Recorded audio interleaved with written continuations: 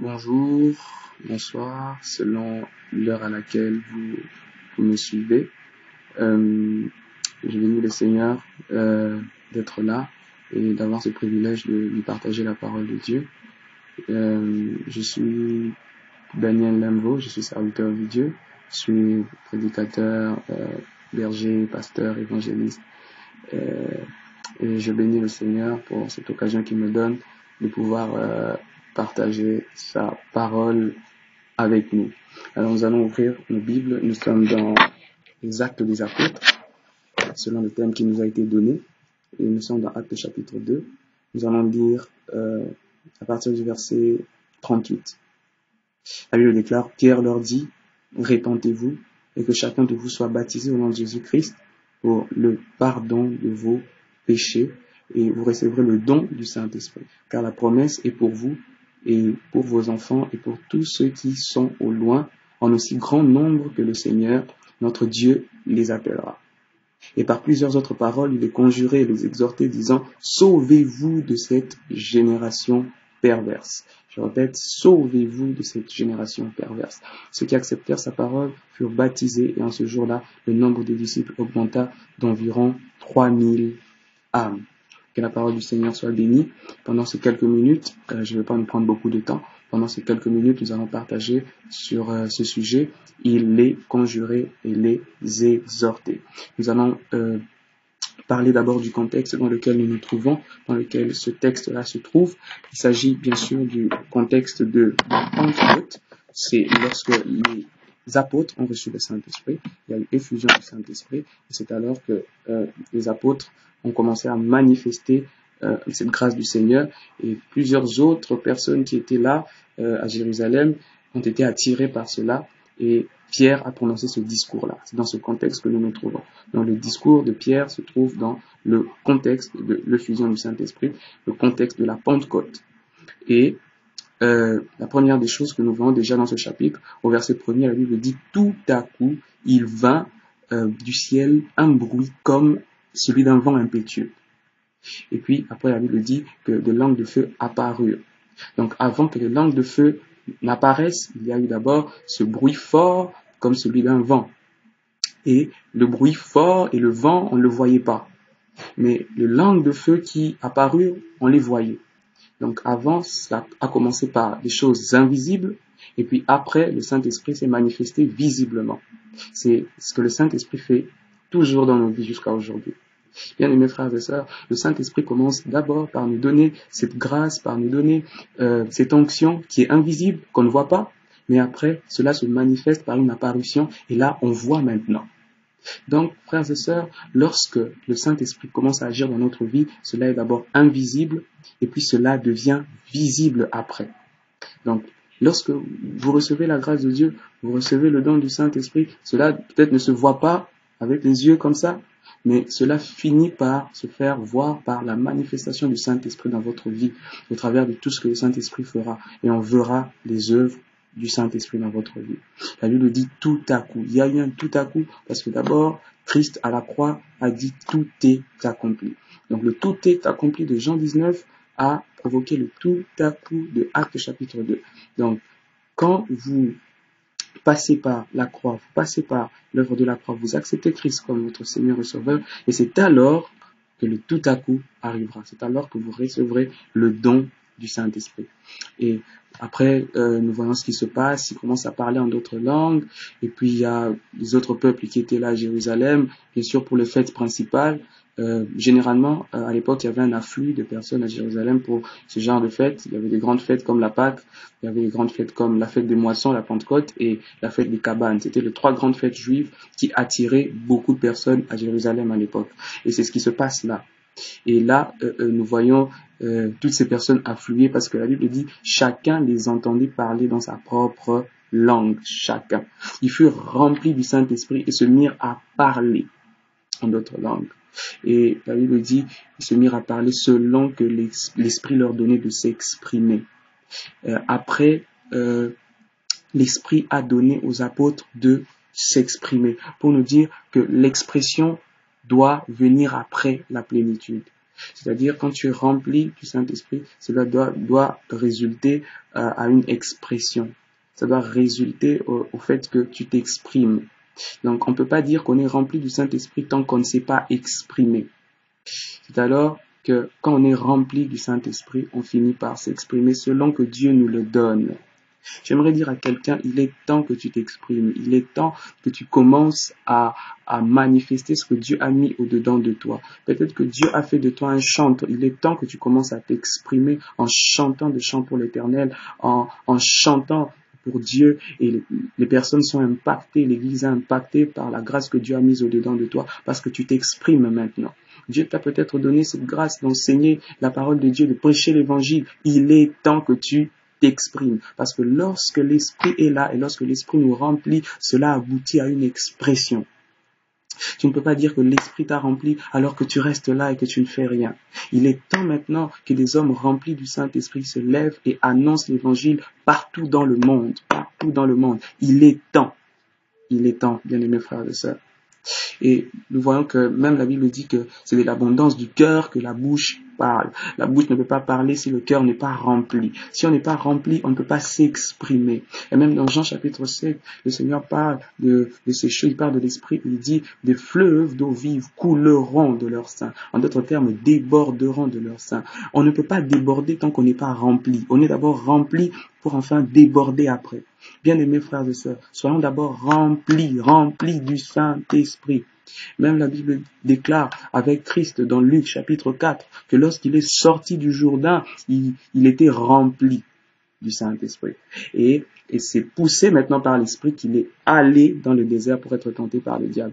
Et la Bible dit après qu'en sortant du désert, il fut revêtu de la puissance de l'Esprit. Bien aimé. Il y a une différence entre être rempli du Saint-Esprit et être revêtu de la puissance du Saint-Esprit. Donc vous allez remarquer que Christ, en sortant du désert, il fut revêtu de la puissance du Saint-Esprit. Mais en sortant du Jourdain, il était rempli de la puissance du Saint-Esprit. Donc, avant que Christ ne soit revêtu, il était d'abord rempli. Donc, avant que tu ne puisses déborder, tu dois d'abord être rempli du Saint-Esprit. Avant d'annoncer l'Évangile, tu dois d'abord être rempli du Saint-Esprit, frères et sœurs. Et ça, c'est une chose que nous devons demander à Dieu.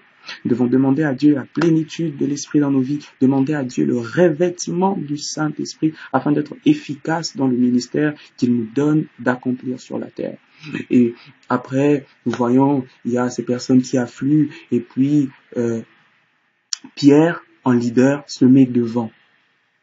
Et c'est lui qui commence à parler. Parce qu'il y avait même beaucoup qui croyaient qu'ils étaient enivrés. Ils se disaient, ils sont pleins de vin doux. Ils ont bu du vin doux. Sûrement, ils sont ivres. Et Pierre s'avance et commence à parler. Ah, j'aime des leaders qui s'avancent et qui parlent. Ah non, le leader ne se met pas derrière pour parler. Le leader avance et se met devant pour parler. C'est ça un leader. Et Pierre, à qui Jésus avait confié la clé du royaume des cieux, c'est lui, il a dit, tu es Pierre et sur ce roc je bâtirai mon église. Bien sûr, ce n'était pas de Pierre dont il parlait en parlant du roc, mais il voulait dire à Pierre qu'il est leader, qu'il est cette première petite pierre qu'il mettra sur ce grand roc qui est Jésus-Christ lui-même. Et là, il disait à Pierre, tu es le leader, c'est toi qui vas conduire cette église naissante, c'est toi qui vas conduire l'église. Et là, Pierre se met devant en tant que leader. J'aimerais dire à quelqu'un, Dieu t'a appelé à ouvrir un ministère, Dieu t'a appelé à... Je suis contre ces gens qui disent ces jours-ci que chacun va avoir un ministère, tout le monde veut ouvrir un ministère, tout le monde veut se montrer. Non, nous sommes pendant une période où Dieu suscite des leaders. Nous sommes pendant une saison où Dieu suscite des leaders. Dieu t'a envoyé même ouvrir un ministère à Masangambi, là-bas, ouvrir un ministère à Cité Verte, même si c'est loin, à Mongafou, là-bas, au fond. J'aimerais t'encourager, ouvre, commence, parce que un ministre de Dieu, un leader que Dieu suscite, commence. Et Pierre se met à parler. Il se met à parler. Et il commence, premièrement, par dire ce que le peuple juif a fait. Il commence à donner d'abord les prophéties de Dieu. Il dit selon qu'il est écrit dans le livre de Joël, Dieu a dit, je répandrai mon esprit sur toute chair, vos fils et vos filles prophétiseront, vos vieillards auront des songes et vos jeunes gens des visions. Il commence à parler de ces choses et il dit que c'est aujourd'hui que cette parole est accomplie. Et là, il parle déjà de la parole prophétique et et il explique l'accomplissement de la parole prophétique. Et là, le peuple juif comprend. Et il dit, cela est accompli lorsque Christ est venu, c'était Dieu en chair, vous l'avez crucifié. Et là, il parle au peuple juif, vous avez crucifié Christ. Et puis, après, il continue à les exhorter, il continue à leur parler de la loi et de comment Christ a accompli cette loi. Et après, la Bible dit que ces hommes ont eu le cœur vivement touché. Ils ont eu le cœur vivement touché. Nous pouvons même lire ce que l'apôtre Paul dit, ce que l'apôtre Pierre, dit en détail. Il donne beaucoup de choses, ce que le prophète Joël dit. Et là, il dit au verset 19, « Je ferai paraître des prodiges en haut dans le ciel et des miracles en bas sur la terre, du sang, du feu et une vapeur de fumée. » Vous savez que Pierre est en train de dévoiler beaucoup de mystères là. Il dévoile beaucoup de choses en disant cela. Il dit, vous allez voir des prodiges dans le ciel, des miracles sur la terre. Il est en train de nous parler de ce temps-ci, le temps où l'Église doit impacter, influencer par des miracles, par des prodiges. Il est temps que nous puissions voir le Dieu que nous prêchons, frères et sœurs. Nous ne sommes pas là comme des théoriciens qui viennent et qui ont lu un livre et qui viennent expliquer cela simplement. Nous devons bien sûr expliquer la parole de Dieu, mais également démontrer la puissance de Dieu, frères et sœurs.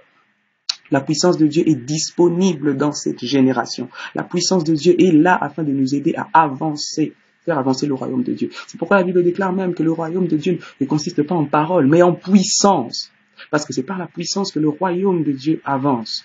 Et même l'apôtre Pierre dit que l'évangile que nous avons prêché ne consistait pas en des paroles, en des discours persuasifs de la sagesse, mais en la démonstration de la puissance de Dieu. Donc il est temps que l'Église avance par la puissance de Dieu. Et là, l'apôtre Pierre insiste, il dit, vous allez voir des signes, vous allez voir du sang, vous allez voir du feu, vous allez voir des nuées, la fumée dans le ciel.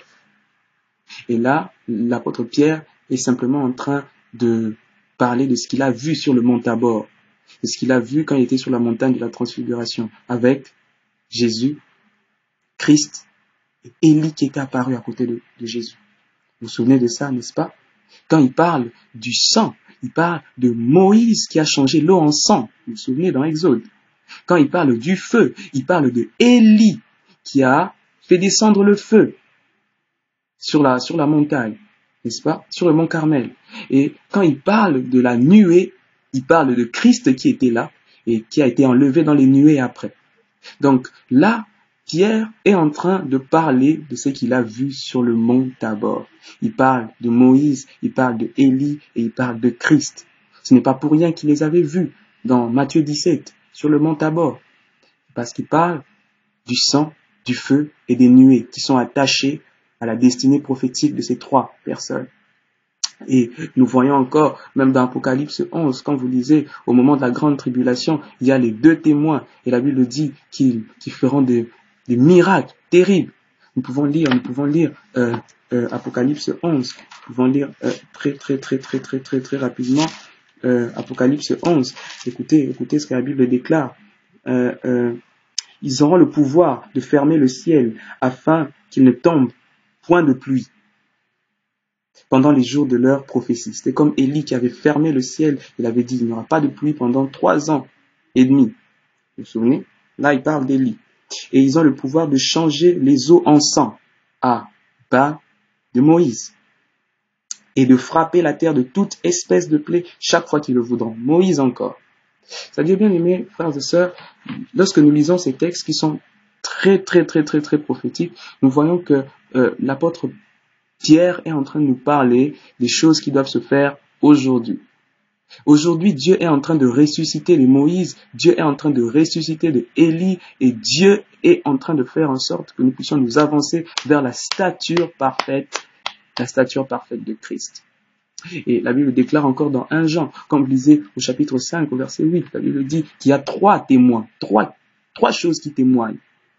Et il dit l'eau, le sang et l'esprit. Quand il parle de l'eau, il parle de Élie qui a prié encore et l'eau est tombée. L'eau est descendue, la pluie est tombée. Et le sang, il parle de Moïse qui a changé l'eau en sang. Et l'Esprit, il parle de Christ qui a reçu l'Esprit juste après être sorti du Jourdain. C'est-à-dire, frères et sœurs, il est temps que l'on voie ces miracles que l'on voyait autrefois. Il est temps qu'on le voie aujourd'hui. Il est temps qu'il y ait des Moïse qui vont défier les magiciens de Pharaon. Il est temps qu'il y ait des Élie qui vont défier les prophètes de Baal. Il est temps qu'il y ait des Christ dont la Bible dit qu'il est venu afin de détruire les œuvres des ténèbres. Et ce sont ces choses que cette génération doit voir. Des hommes puissants, des hommes qui sont forts dans la délivrance, des hommes qui sont forts dans la démonstration de l'esprit, des hommes qui sont forts dans les choses de Dieu. Et c'est cela que nous devons faire. C'est à cela que nous sommes appelés, frères et sœurs. Tu es appelé à prêcher l'évangile. Tu es un homme de Dieu. J'aimerais te dire, cherche la face de Dieu afin que tu voies ces choses. Je déclare que tu verras ces choses dans ton ministère au nom puissant de Jésus. Et je déclare que ces choses s'attachent à ta vie et à ta destinée. Il les exhortait et il les conjurait.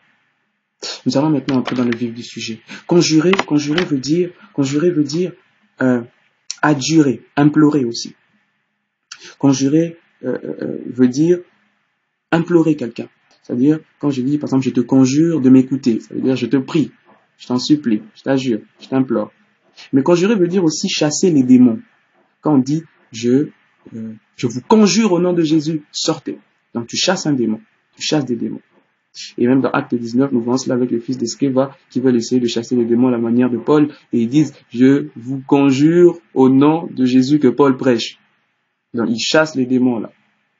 Et conjurer veut dire en quelque sorte, dans ce sens, dans le sens même qui est employé dans ce texte-là, quand la Bible dit qu'il est conjuré, dans la Bible dit qu'il essayait en quelque sorte de les convaincre, mais en détruisant les forteresses des pensées qu'ils avaient dans leur tête, en étant juifs. Parce que Pierre s'adressait à des juifs. Et la première des choses qu'il faisait, c'était de détruire leurs pensées toutes faites en étant juifs. Parce qu'en étant juifs, ils avaient des pensées, ils avaient des idéologies. Et la première des choses qu'il fallait faire, c'est de détruire ces idéologies qu'ils avaient, afin de pouvoir planter maintenant la semence de Dieu. C'est ça que Pierre était en train de faire. Donc quand la Bible dit qu'il est conjuré, donc il détruisait toutes ces idées qu'ils ont eues du judaïsme, ces idées qui faisaient en sorte qu'ils ne comprennent pas l'œuvre de la croix. C'est pourquoi même ils ont crucifié Christ, parce qu'ils ne comprenaient pas son message dès le début.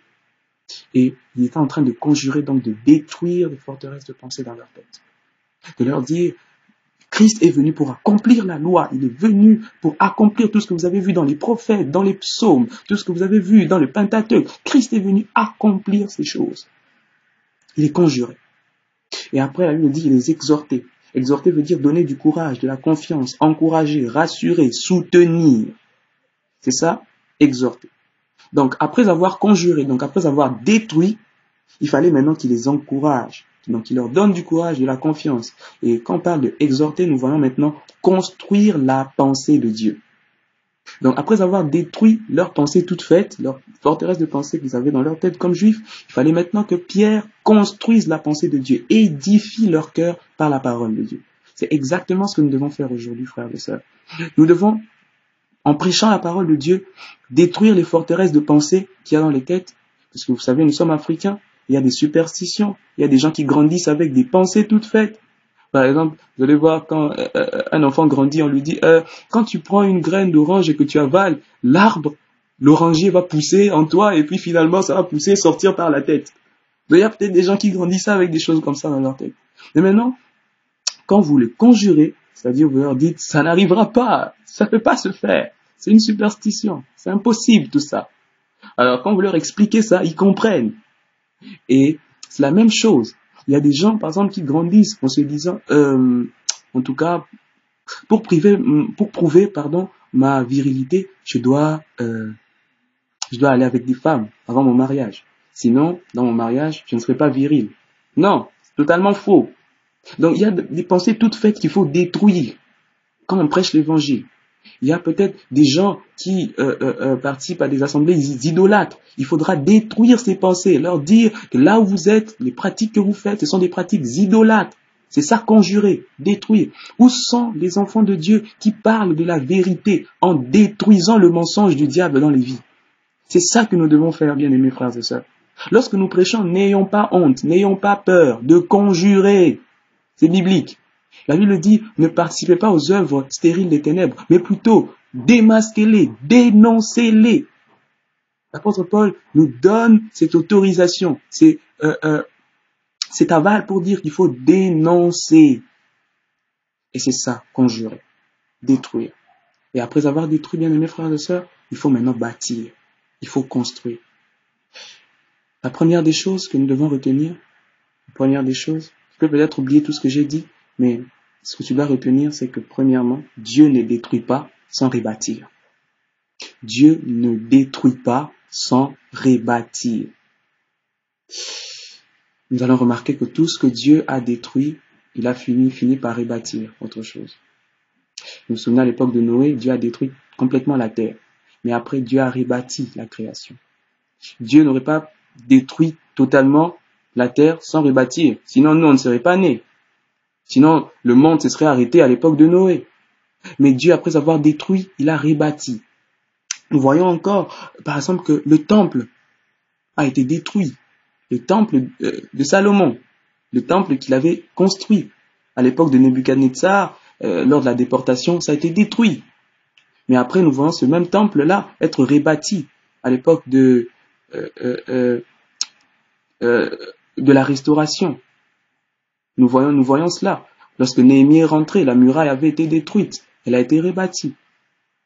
Et nous voyons même que le culte qui avait été détruit a été rebâti par Esdras et le temple par Zorobabel.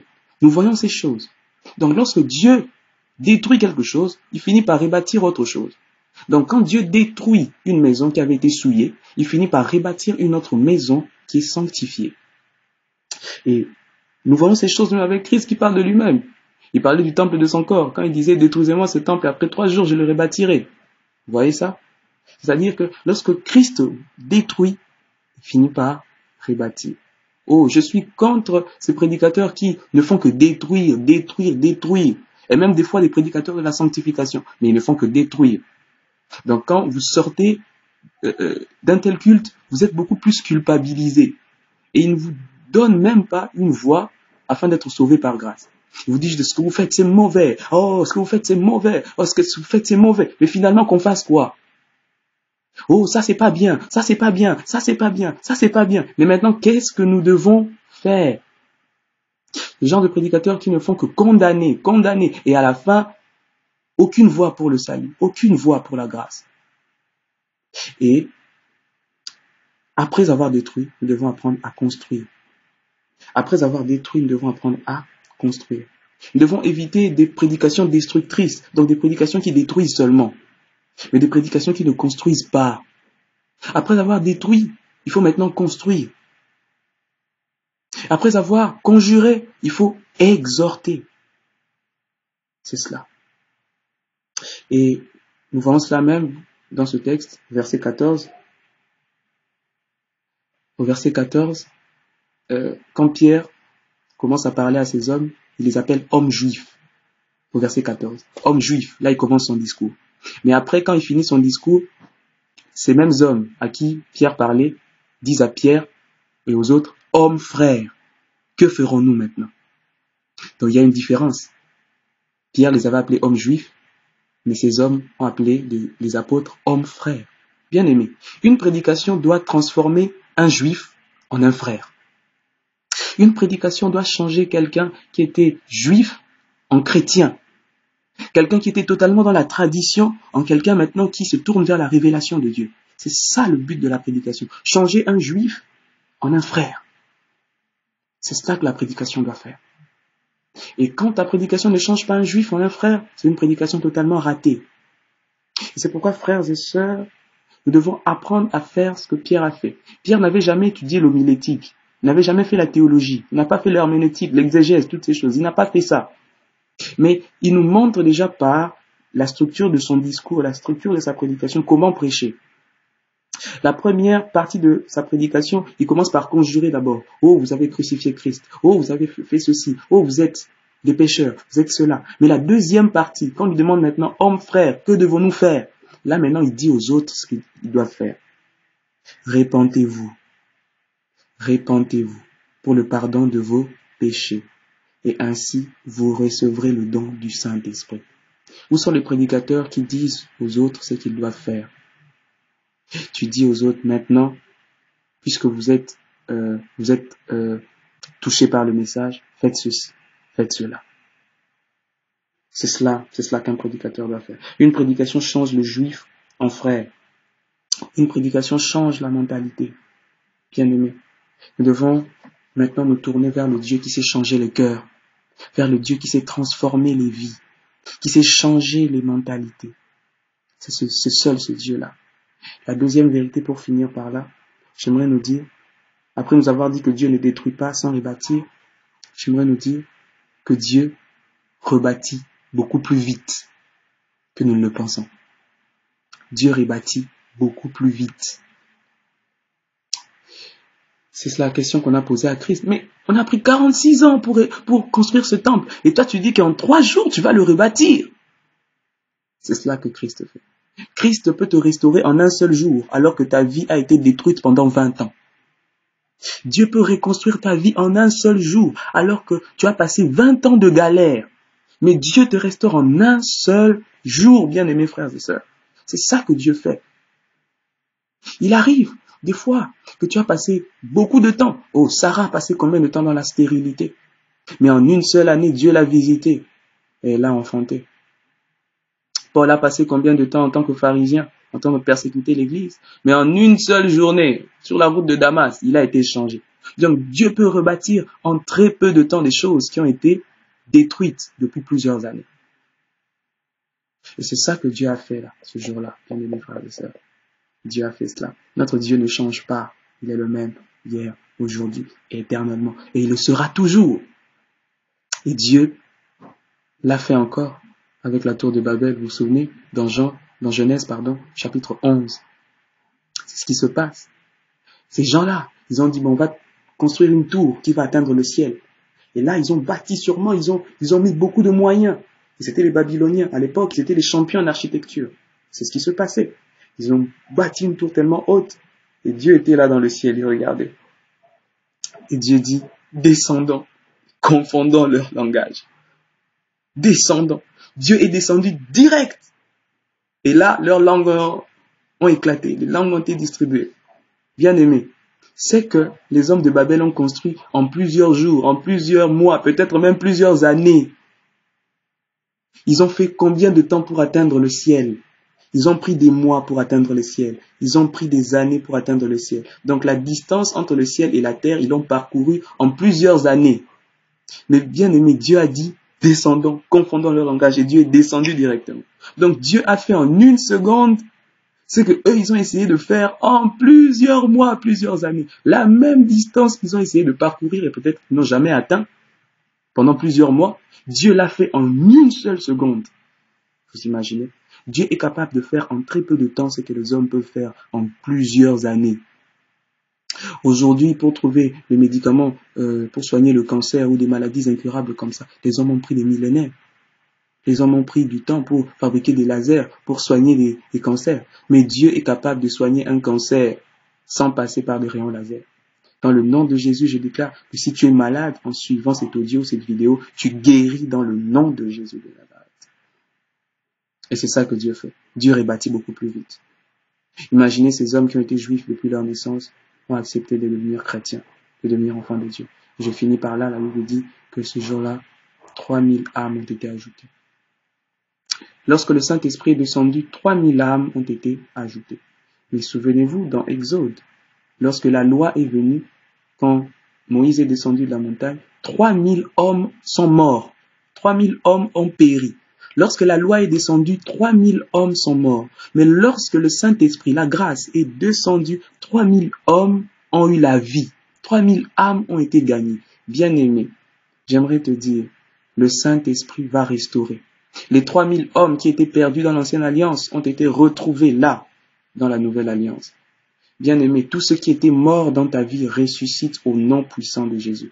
Tous ceux qui étaient morts dans ta famille à cause de la loi, à cause des anciennes alliances, je déclare qu'à cause de la nouvelle alliance que tu as avec Christ, à cause de la nouvelle alliance que tu contractes maintenant, ces choses ressuscitent au nom puissant de Jésus. Je déclare que les 3000 âmes perdues dans la loi sont retrouvées dans la grâce au nom puissant de Jésus de Nazareth. Et je déclare que tu es béni, je déclare que tu es fortifié, je déclare que ton ministère est béni dans le nom puissant de Jésus de Nazareth. Je déclare que ton ministère va exploser, le ministère de la parole va exploser, le ministère de la puissance va exploser, le ministère de la délivrance va exploser, le ministère de la prophétie va exploser dans ta vie au nom puissant de Jésus-Christ.